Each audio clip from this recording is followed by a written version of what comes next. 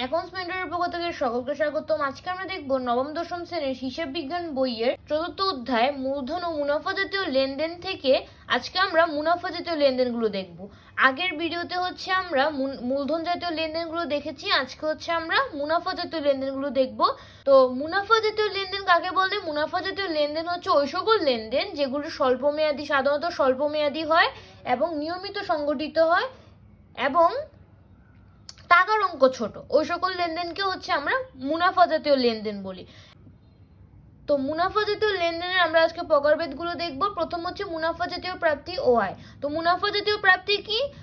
যে সকল প্রাপ্তি নিয়মিত ঘটে এবং এক বছরের মধ্যে উপযোগিতা শেষ হয়ে যায় তাকে হচ্ছে মুনাফা জাতীয় প্রাপ্তি বলে। মুনাফা জাতীয় প্রাপ্তিটা হচ্ছে আমাদের পুরো টাকাটা, অর্থাৎ আমাদের চলতি, বিগত, অগ্রিম, পুরো টাকাটা, পুরো অংশটা, যত পুরো প্রাপ্তিটা বা পুরো অংশটাই হচ্ছে তোমার মুনাফা জাতীয় প্রাপ্তি। আর চলতি বছরের, শুধু চলতি বছরের যে অংশটুকু সেটা হচ্ছে মুনাফা জাতীয় আয়।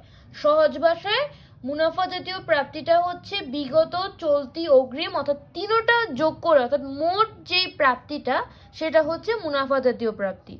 আর চলতি বছরের যেই অংশটা, শুধু এই মুনাফা জাতীয় প্রাপ্তির থেকে শুধু চলতি বছরের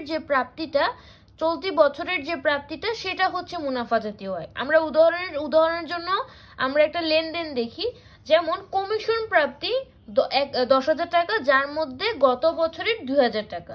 এখন মুনাফা জাতীয় প্রাপ্তি হচ্ছে টোটাল যে প্রাপ্তিটা, কমিশন প্রাপ্তিটা, টোটাল এই প্রাপ্তিটাই হচ্ছে মুনাফা জাতীয় প্রাপ্তি, অর্থাৎ 10,000 টাকা হচ্ছে মুনাফা জাতীয় প্রাপ্তি, ঠিক আছে।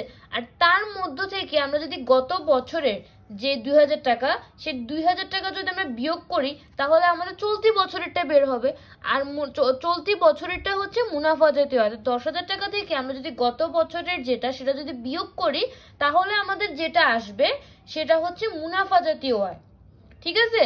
তাহলে মুনাফা জাতীয় আয় মুনাফা জাতীয় প্রাপ্তি হচ্ছে টোটাল অ্যামাউন্টটা, মানে টোটাল যে প্রাপ্তিটা, মোট যে প্রাপ্তিটা সেটা হচ্ছে মুনাফা জাতীয় প্রাপ্তি।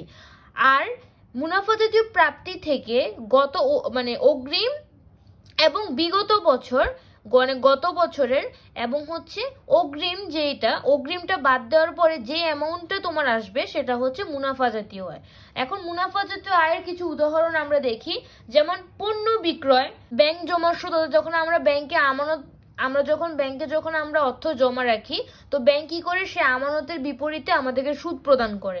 তো ব্যাংক জমা সুদ এটা একটা প্রতিষ্ঠানের জন্য একটা আয়। পণ্য বিক্রয় সেটা থেকে প্রতিষ্ঠানের আয় হয়।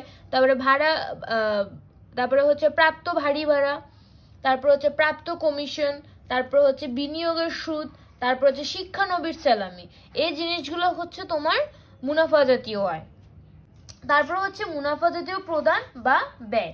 তো যে সকল ব্যয় নিয়মিত সংগঠিত হয় এবং এটার অল্প সময়ের মধ্যে হচ্ছে উপযোগিতা শেষ হয়ে যায় সেটা হচ্ছে মুনাফা জাতীয় প্রদান বা ব্যয়। এখন মুনাফা জাতীয় প্রদানের ক্ষেত্রেও সেম, এটা মুনাফা জাতীয় প্রাপ্তির মতনই, যে মুনাফা জাতীয় প্রদানটা হচ্ছে টোটাল যে আমি যত টাকা প্রদান করছি, মোট আমি যত টাকা প্রদান করছি বা টোটাল যত টাকা প্রদান করছি সেটা হচ্ছে মুনাফা জাতীয় প্রদান। আর চলতি বছরের যে অংশটুকু মুনাফা জাতীয় প্রদানের, চলতি বছরের জন্য আমি যে অংশটা প্রদান করছি সেটা হচ্ছে মুনাফা জাতীয় ব্যয়।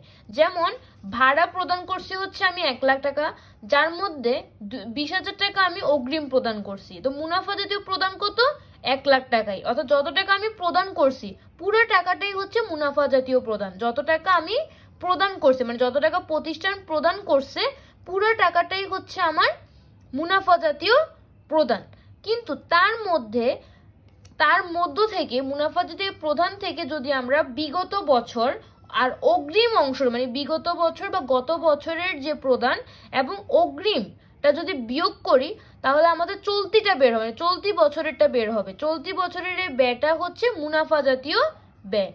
এখন আমরা যদি 20,000 টাকা যে অগ্রিম, 1 লাখ টাকা থেকে যদি আমরা 20,000 টাকা অগ্রিমটা বিয়োগ করি তাহলে আমাদের আসবে হচ্ছে 80,000 টাকা। 80,000 টাকা হচ্ছে মুনাফা জাতীয় ব্যয়। এখন মুনাফা জাতীয় ব্যয়ের কিছু উদাহরণ আমরা দেখি, যেমন পণ্য ক্রয়, এটা হচ্ছে মুনাফা জাতীয় ব্যয়। তারপরে হচ্ছে ব্যাংক চার্জ বা ব্যাংক ফি হতে পারে, বা ব্যাংক থেকে আমরা ঋণ নিলে ঋণের সুদ দিতে হয়, তো ঋণের সুদ এটা প্রতিষ্ঠানের জন্য একটা ব্যয় বা খরচ।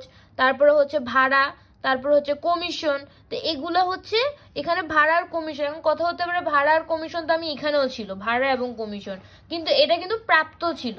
প্রশ্নে যদি শুধু ভাড়া থাকে বা কমিশন থাকে তখন কিন্তু সেটাকে আমরা প্রদত্ত ধরে নিই, মানে আমি প্রতিষ্ঠান প্রদান করছে সেটা ধরে নিই, তো তখন এটা আমাদের জন্য খরচ হয়ে যায়। আর প্রশ্ন যদি বলা থাকে যে প্রাপ্ত, প্রাপ্ত কথাটা যদি উল্লেখ থাকে তাহলে সেটা হচ্ছে আয় হবে। আর যদি কোনো কিছু প্রদত্ত থাকে অথবা কোনো কিছু যদি উল্লেখ না থাকে, যেমন এখানে ভাড়া দিয়েছে বা কমিশন দিয়েছে, এই সকল এর সাথে যদি প্রদত্ত বা প্রাপ্ত যদি উল্লেখ না থাকে তাহলে সেটাকে আমরা প্রদত্ত ধরে নিব, শুধু ভাড়া, কমিশন এবং বাট্টা এই সকল ক্ষেত্রে। তো এগুলা হচ্ছে আমাদের মুনাফা জাতীয় ব্যয়। তারপর শিক্ষানবির ভাতা, শিক্ষানবির ভাতা যারা হচ্ছে আরো যে কোনো ভাতা হতে পারে।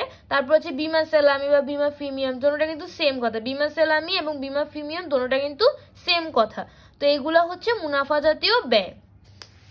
আশা করি তোমরা ভালোভাবে জিনিসগুলো বুঝতে পেরেছো। পরবর্তীতে আমরা বিভিন্ন বোর্ড কোয়েশ্চেন সলভ করবো এই অধ্যায় থেকে, তাহলে তোমরা আরো ভালো করে বিষয়গুলো বুঝতে পারবে।